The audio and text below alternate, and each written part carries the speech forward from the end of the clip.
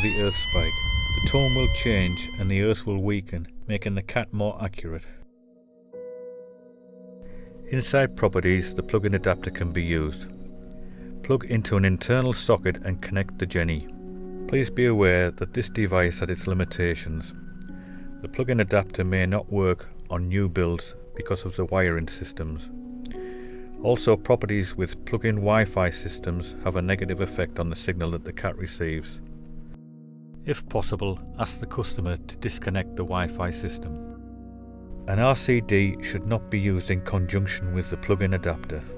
It has been known that the plug-in adapter has tripped the main fuse board. Please check with the customer for any safety critical electrical appliances. When using the signal clamp around a pipe or cable, ensure the jaws are completely closed. The CAT needs to be at least 3 meters away from the loop and Genny when surveying. Switch on the Genny and open and close the clamp. If the jaws are correctly closed, there will be a change in tone as the jaws make contact. Induction should be used after all previous methods have been exhausted. Place the Genny on the ground with the handle in line with the assumed route of the pipe or cable.